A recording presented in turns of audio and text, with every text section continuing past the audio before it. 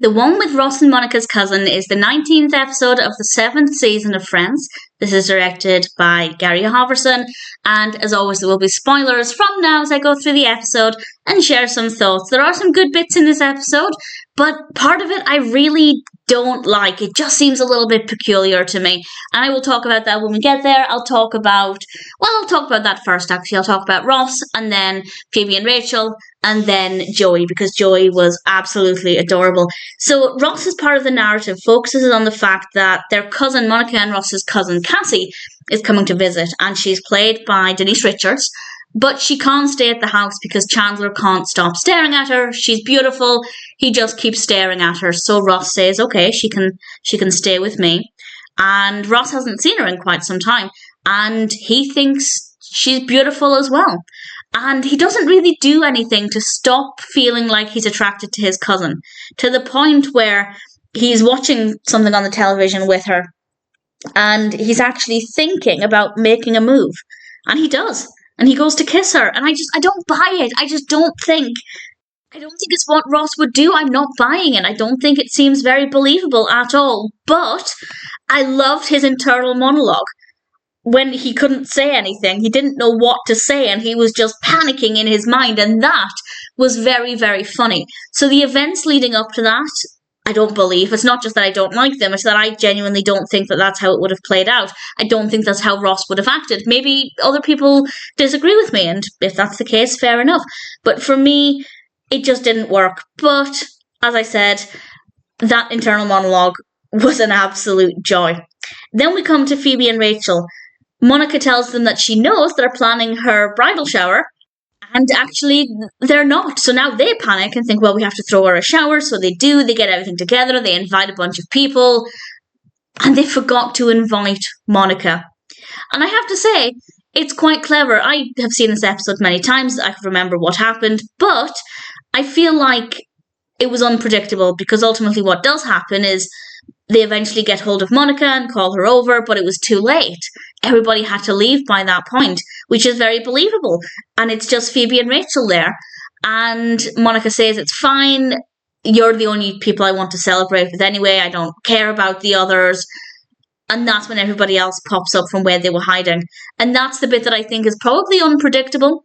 As I said, I've seen it before. I could see it coming. But I'd love to know if you've just watched this for the first time, or if you could remember what it felt like the first time you watched it. Is that predictable? Did you see it coming? I don't know if I did, but I rather enjoyed it. I thought that worked really, really well. And I really thoroughly enjoyed that. And then we come to Joey.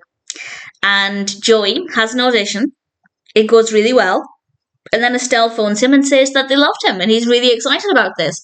But to appear in the film, he has to be naked. In one scene, he thinks about it. He decides that since it's just one scene, it's going to be tastefully done, he might as well go for it. So he does. And the director loves him. He wants to do the part. What could possibly go wrong? Well, the director wants things to be authentic. And I do have a question here, because they want him to be authentic and his character is Catholic. And that would mean he's not circumcised. But Joey is circumcised. But what film is showing that much of a penis, or that close up, that you could tell?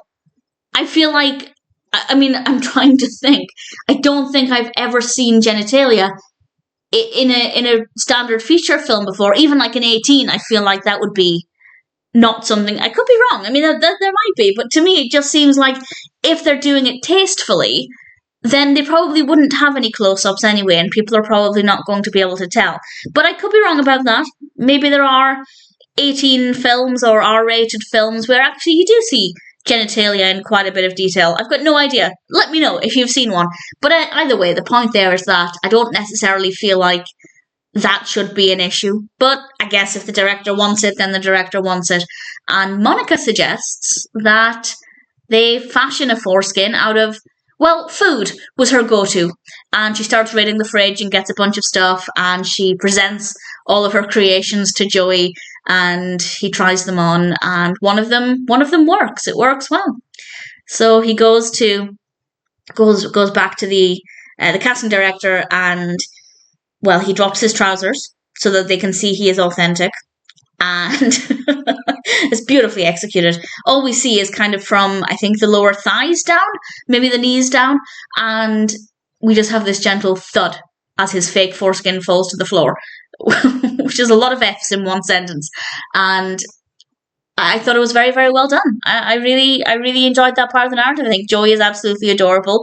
The whole food creations I thought was slightly disturbing, but very good fun.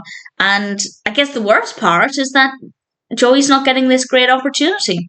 So that sucks for Joey, but it was definitely an enjoyable part of the episode. Maybe not the most realistic, but then again, as I said, maybe there are 18 or R-rated films where you do see that much detail, and I personally haven't seen those films.